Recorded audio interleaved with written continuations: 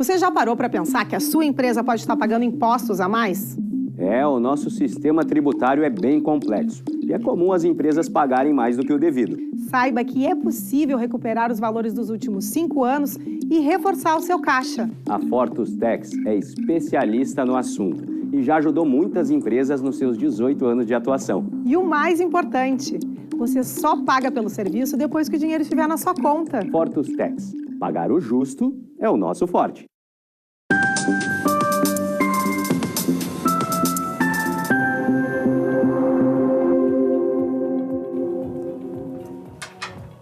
Olá, sejam todos bem-vindos. Está no ar o programa Papo Certo.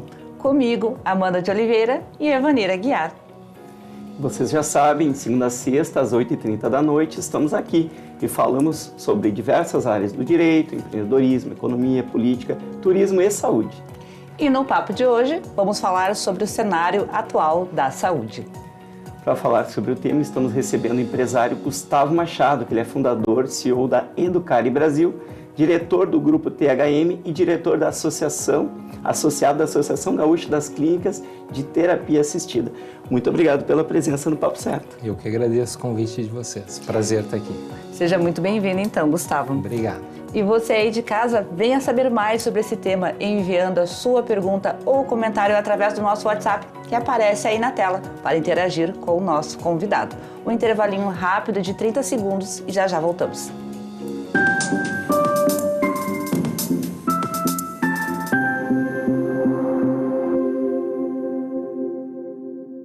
Tá difícil encontrar o profissional certo para a sua empresa? Precisa de alguém detalhista para aquela vaga no financeiro? Quem sabe um criativo para o marketing? Ou ainda, alguém focado em resultados? A Fortus RH utiliza técnicas de seleção e processos estruturados, realizando entrevistas e aplicando provas e testes específicos. Tudo isso para buscar a pessoa certa para a vaga certa. Fortus RH. Conectar pessoas é o nosso forte.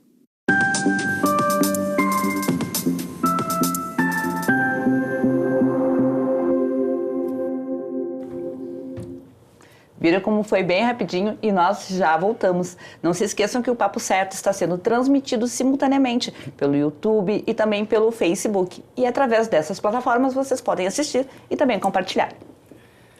Gustavo, para começar o nosso papo de hoje, qual o cenário atual do sistema de saúde no Rio Grande do Sul? Desafiador. Pergunta fácil. Desafiador, é bem desafiador. A gente vem de um cenário pós-pandêmico, né? E para vocês entenderem, na pandemia as pessoas não saíam de casa. Não saindo de casa, as pessoas não consultaram seus médicos. Não consultando o médico, as pessoas não fizeram os seus exames diagnósticos. E não fazendo o exame diagnóstico, não detectaram as doenças e não trataram essas doenças. O que acontece nesse período pós-pandemia? As pessoas acabaram descobrindo as suas doenças muito mais avançada, né? E esse tratamento ele acaba sendo muito mais difícil, né? E dispendioso para os gestores, tanto da saúde pública quanto suplementar. E, Gustavo, qual é a maior dor dos sistemas de saúde nos dias de hoje? A maior dor, sem dúvida, é o financiamento do sistema, né? Então, eu disse que a doença ela veio, nesse período pós-pandemia, num estágio avançado. É claro que para tratar a doença num estágio mais avançado, custa mais caro para o sistema, tanto para o público quanto para o privado. E o dinheiro é um só e ele é finito. Não tem dinheiro novo, né, para tratar a saúde.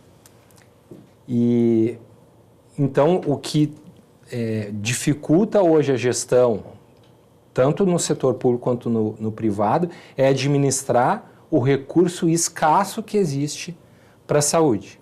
Antes da pandemia, nós já vínhamos passando por um período de dificuldade.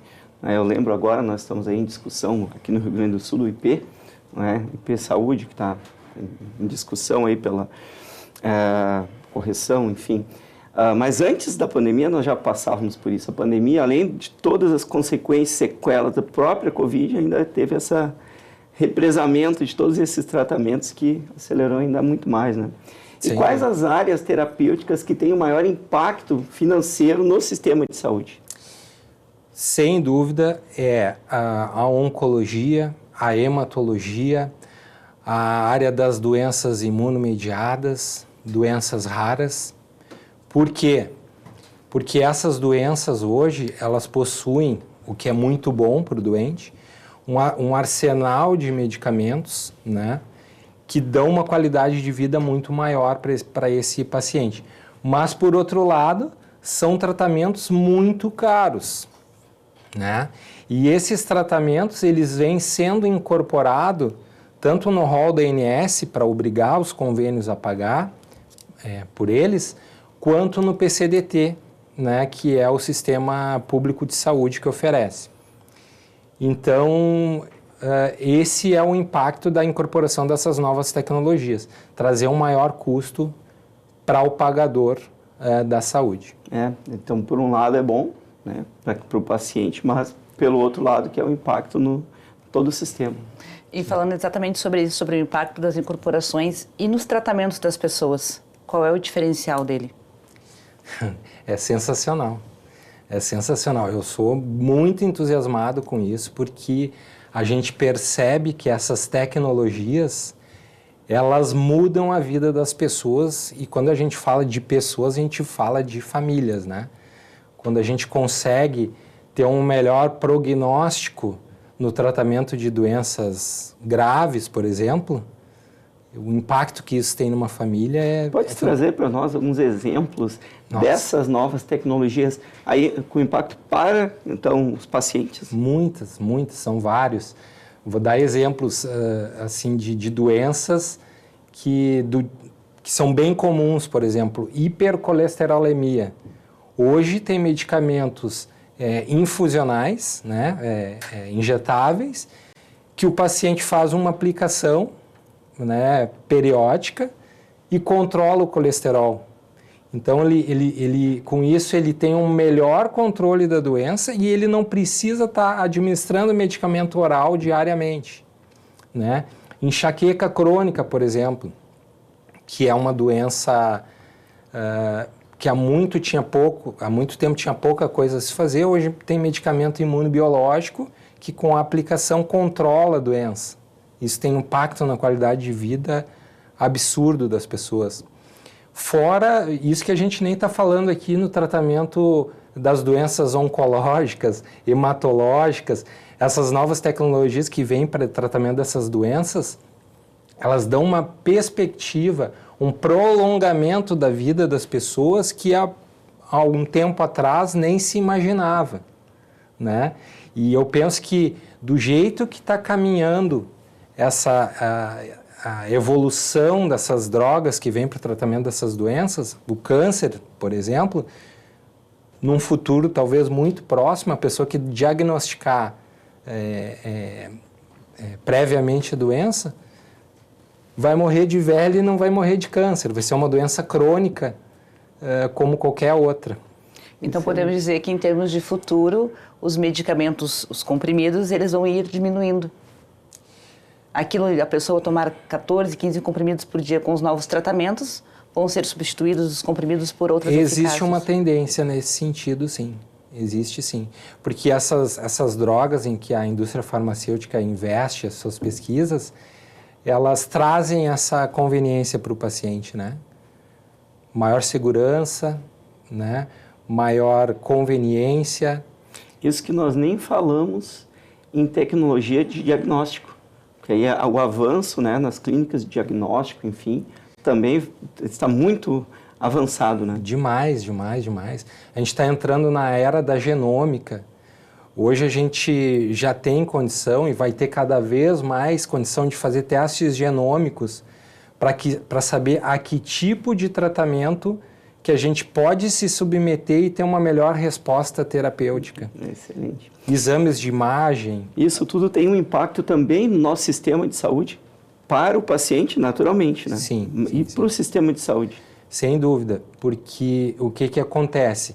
Essa enxurrada de novas tecnologias vem e alguém tem que pagar por isso, né? Então, no sistema de saúde suplementar, a ANS regula isso e hoje o rol de procedimentos da ANS ele é atualizado frequentemente, né? Há algum tempo atrás ele era atualizado a cada 2 anos. Agora ele vem atualizando a todo momento. Então isso significa que as operadoras de saúde elas têm cada vez uma conta maior para pagar. E isso acaba acontecendo também no SUS. Uma vez que a tecnologia vem, ela é incorporada no PCDT do SUS, o governo tem que pagar por essa droga. Então,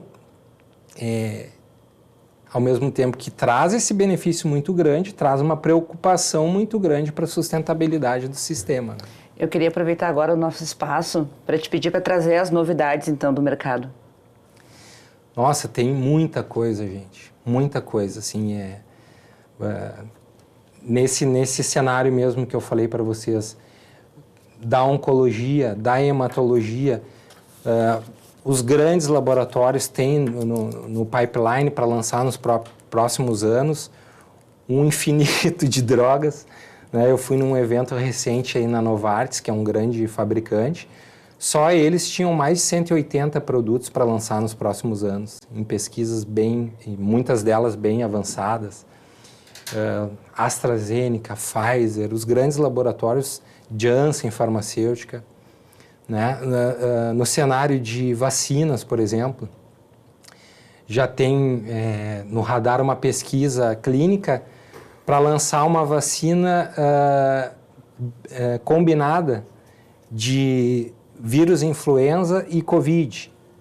Então hoje a gente vai no posto ou na clínica para fazer as duas, né? A gente vai lá e vai resolver o problema de uma vez só, né? Uma maior proteção para todo mundo. Não, realmente muito interessante. Muito. E falando em sustentabilidade, o que é necessário, então, para manter esse equilíbrio do sistema de saúde? Eu penso que é necessário uma discussão muito ampla, assim, né? De todos os atores que são envolvidos nesse cenário, né? A começar pelo próprio paciente, né? Pelo uso consciente do serviço de saúde, tanto no SUS quanto no mercado privado, né? Agora, por exemplo, a gente está no inverno, no Rio Grande do Sul, a pessoa sente qualquer sintoma gripal, corre para o hospital, né? E aí a gente vê a superlotação do hospital, né? Então, isso acaba trazendo mais custo para o sistema, acaba sobrecarregando o sistema, né? De maneira que as pessoas que realmente precisam do serviço não conseguem um atendimento, né? E aí também o entendimento do prestador, né, de serviço de não carregar muito o custo do seu serviço, tanto para o convênio, né, no mercado privado, quanto para o SUS no mercado público, porque, como eu falei lá no início, o recurso é finito. Então, se o prestador, se o usuário do sistema usam indiscriminadamente o serviço, vai ter uma conta lá que não vai fechar, né? Então, todo mundo precisa lembrar disso, né? Realmente faz todo sentido. E, Gustavo, eu também queria te perguntar, o que explica o grande número de farmácias no Brasil? É uma questão de oferta e demanda, né? Se tem muita farmácia, é porque tem muita demanda. E o mercado farmacêutico, ele é um mercado absurdo. Ele é enorme, né? E, como eu disse, a todo momento surgindo droga nova, surgindo fabricantes novos e as pessoas cada vez com mais acesso às farmácias, né, vão buscar E hoje nas farmácias não é só remédio, né? Pois eu ia fazer essa pergunta para ti agora. Se é favorável as farmácias venderem, então, além de medicamento, outros produtos como beleza, chocolate, brinquedo, óculos, se vê de tudo nas farmácias hoje? Sou totalmente favorável. Porque o que eu penso a respeito disso? A gente vive num mundo que está cada vez mais dinâmico, a gente tem cada vez mais coisa para fazer. E se tu tem a condição de, numa única parada, tu resolver vários problemas da tua vida, é muito melhor, né? É muito mais conveniente. Então, eu acho que a gente caminha também no cenário de saúde, não só em farmácias, né? Nos serviços. Vai num único local. Hoje nós temos muitas redes de farmácias que têm uma mini clínica, um atendimento ali para aplicação de vacinas e outros serviços. Seria isto? Eu, nesse sentido, eu não sou muito favorável não, tá? Porque o que eu penso? Eu penso que a estrutura de uma clínica, de um hospital, ela é muito mais preparada e muito mais segura para o paciente fazer o procedimento, por mais simples que ele seja. Né? Uma clínica, um hospital, tem um médico, tem uma enfermeira, tem um farmacêutico, né? Mas quem regula o cenário achou que é viável fazer, né? Certamente ele tem seus motivos. Pelo que eu entendi, então, reduzir um pouco os itens com menos exigência pode ser viável. Agora, incluir outros itens que necessitam de uma responsabilidade técnica de um médico, por exemplo, aí tu já não é muito favorável. Nesse sentido, não sou muito. E o contrário, venda de medicamentos que não necessitam de uma prescrição médica. Em outros tipos de estabelecimento, tu és favorável? Eu penso que sim, porque isso já acontece na prática, né? E em vários países do mundo, o contrário também acontece, né? A gente estava falando de ter as coisas na farmácia. Sim. Tu ia ali, tem uma água, tem um chocolate, um brinquedo. Sim. Tem vários países do mundo que tu vai num mercado que, além de ter alimento e tudo isso, tem aquelas medicações que não necessitam de prescrição, como um analgésico, por exemplo. É dentro daquele conceito que a gente estava falando, de facilitar a vida das pessoas, eu sou favorável, sim. Até acredito que mais para o interior do estado também, aqueles pequenos mercadinhos, os armazéns, os botecos, né, trabalham com esse formato, porque não tem uma farmácia a cada 300 metros como a gente tem aqui, né, na capital e região metropolitana. Isso. Bom, pessoal, nós chegamos ao final do nosso primeiro bloco, então fiquem conosco que a gente já volta com o Papo Certo.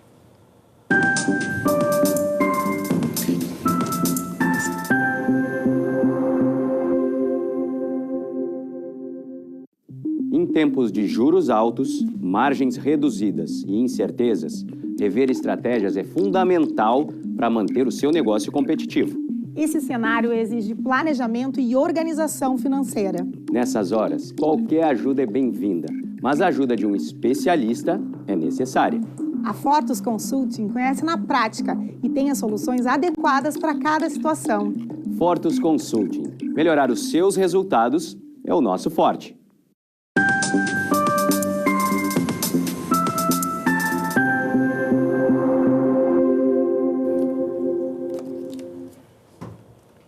Vocês viram como foi bem rapidinho? E nós já voltamos e também estamos transmitindo o Papo Certo pela Rede Litoral de televisão, através do canal 6 da NET Claro Litoral e também no canal 521 da NET Claro e 513 da Vivo. Gustavo, pode nos falar um pouquinho mais sobre as principais vacinas que nós temos atualmente? Na verdade, para o momento agora, as principais vacinas são aquelas para o cenário de inverno, né? A gripe, as vacinas para pneumonia, né? Agora tem uma super novidade em vacina que eu achei sensacional. Existe uma nova vacina para gripe, para idosos acima de 60 anos, que ela tem 4 vezes mais antígenos que as vacinas normais. Essa vacina ela não está ainda no mercado público, somente no mercado privado, né? Mas eu penso que é sensacional isso, porque as pessoas não se dão conta, né? Ou não param para pensar nisso. A gripe é uma doença super importante, né? Principalmente no idoso. E inclusive com uma incidência também importante de mortalidade. Sim. E a gente vem, até isso é uma coisa que eu queria bater um pouquinho, assim. A gente vem de um período no Brasil que acabou desestimulando, assim, a questão da vacinação, né? E a vacinação é uma coisa super importante, né? É uma prevenção para problemas muito sérios em saúde. Eu trabalho há muitos anos com isso e, por exemplo, a gente começou o programa falando em câncer, né? Existe uma vacina para câncer. Existe? Vacina do HPV. A vacina do HPV previne contra vários tipos de câncer, né? Acabei de dizer, a vacina da gripe, ela previne, inclusive, mortalidade, né? Porque uma evolução ruim da gripe leva à internação, se não a mortalidade. E a gente perdeu muito. O Brasil, ele é referência para o mundo inteiro em calendários vacinais, até mesmo no SUS. A nossa vacina distribuída no posto de saúde, ela tem um leque bastante amplo, né? Tanto no calendário infantil como adulto. E hoje a gente percebe, assim, né, em função disso que eu acabei de falar, que doenças como a própria poliomielite, eu sou da época, eu tive amigo com poliomielite. E está se falando em poliomielite de novo. Novamente. A gente olha na televisão as convocações para vacinação infantil da gripe com baixíssima adesão. Eu lembro que na minha época de escola, lá no passado, eu tomava ainda aquela com a pistola.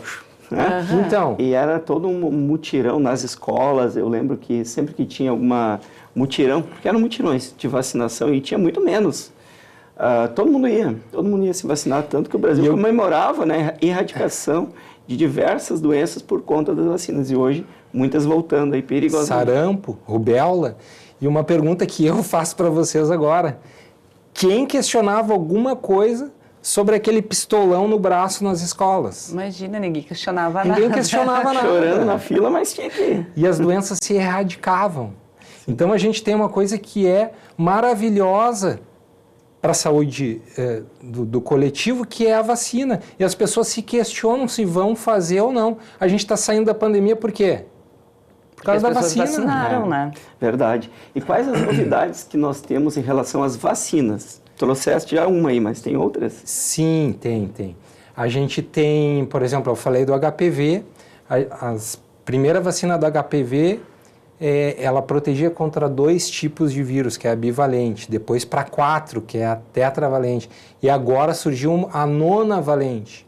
Então, previne contra 9 tipos de vírus causadores, inclusive de câncer. 9? 9.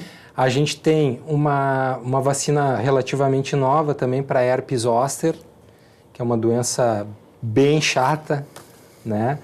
A gente tem... Agora está saindo uma vacina para dengue, né? Excelente, não é? Muita gente morre de dengue. É uma doença que realmente, quando a pessoa está com dengue, sofre muito. Relatos aqui de quem teve Covid, nem se aproxima, claro, Covid, casos leves, nem se aproxima de uma dengue normal, né? E é uma vacina essa da dengue, bem revolucionária, né? Porque ela é uma vacina que traz maior proteção que a existente. E essa vacina que existe hoje, as pessoas que tiveram dengue, elas não podem fazer, né? E essas que surge agora, sim. Pode. Porque às vezes a pessoa teve com sintomas leves, nem sabe que teve mesmo, né? Pode acontecer, né? Muito bem. E a gente falava anteriormente sobre a sustentabilidade do sistema de saúde. E vacina, leia-se, prevenção, é uma das maiores formas que nós temos de sustentabilidade do sistema de saúde. É a prevenção, é vacinando. Sem dúvida. dúvida. A pessoa não adoece, não leva um custo para o sistema, né? Apesar dessas novidades ainda serem um custo um pouco mais elevado, mas nem se compara ao custo de um tratamento da doença. Né? É isso aí. Mas as pessoas que não têm condição de ir numa clínica privada e pagar pela doença, vai no posto. O SUS oferece vacina. O SUS é uma ferramenta em saúde sensacional. Vem gente do mundo inteiro saber como funciona o SUS. Eu estive outro dia atualizando minha carteira de vacinação. Ai, que bonito. E aí verificamos que faltava uma, eu já tomei a vacina na hora. Claro. Muito rápido. Então, apesar de eu fazer algumas vacinas particular, ainda assim fui no posto onde eu sempre fui, estava lá minha ficha do SUS, minha carteira do SUS. Isso aí. E ali eu tomei a minha vacina. Agora eu quero trazer um relato assim que as pessoas ficam muito ainda receosas em relação às vacinas. Se fosse para ir fazer um preenchimento labial, né, um tratamento no nariz, levava agulhada e não reclamava, né? Aí. Então, vamos ter mais cabeça sobre isso, gente, porque é muito importante. Eu quero aproveitar, Gustavo, e te perguntar se as vacinas, elas têm diferença de eficácia por causa do laboratório?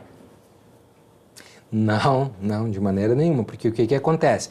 As vacinas que são liberadas para o uso, elas são autorizadas para o uso. E a gente viu também essa bobagem no período da pandemia, da desconfiança da vacina produzida no Brasil. Gente, o Butantan, a Fiocruz, são os maiores, estão entre os maiores produtores de vacina do mundo, né? Por que a gente tem sempre essa questão de que o que é feito aqui é pior? Não. Como eu disse, a gente é referência. O SUS é referência para o mundo, o calendário vacinal brasileiro é referência para o mundo, a produção de vacina é referência no Brasil, é referência para o mundo. Eu ia perguntar, neste sentido, a medicação para o câncer utilizado no SUS é a mesma utilizada na rede privada?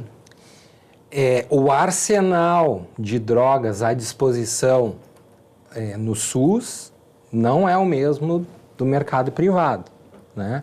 No mercado privado tem mais drogas que oferecem novas tecnologias do que no SUS. Mas o SUS, ele tem sim muitas tecnologias, né?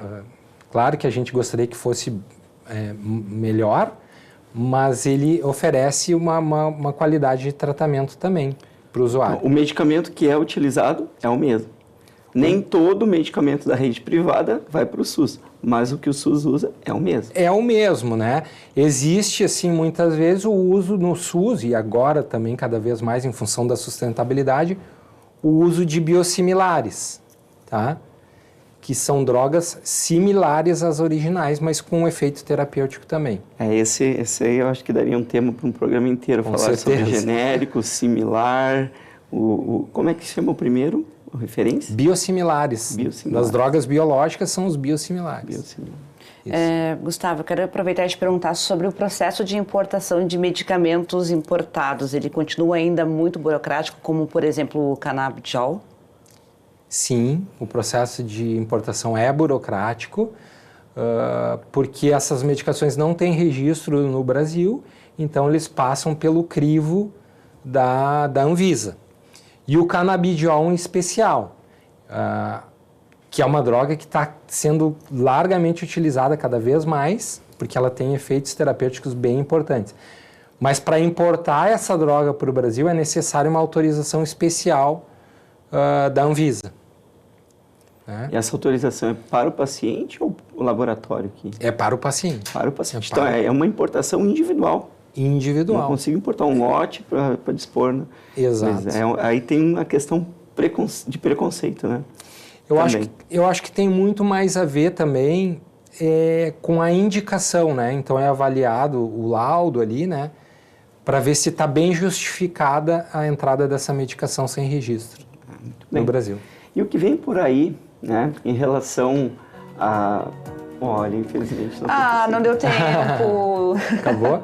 Acabou, mas já está convidado a voltar para falar exatamente a continuidade do nosso assunto de hoje. Tá bem, eu Muito adorei obrigada, participar. Gustavo, pela tua presença. Eu gosto muito de participar desses assuntos porque a gente vê o impacto que tudo isso tem na vida das pessoas, das famílias, né? Realmente foi muito informativo e eu tenho certeza que o pessoal de casa também gostou bastante. E eu agradeço, então, a todos por terem nos assistido e lembro que nós estamos com a reprise de segunda a sexta, às 7h30 da manhã. Então, para quem chegou agora, a boa notícia é que você pode assistir o programa na íntegra no canal do Papo Certo no YouTube. E amanhã, às 20h30, estamos de volta com Papo de Trânsito. Estará conosco o despachante João Aurélio. Esperamos todos vocês. Até lá!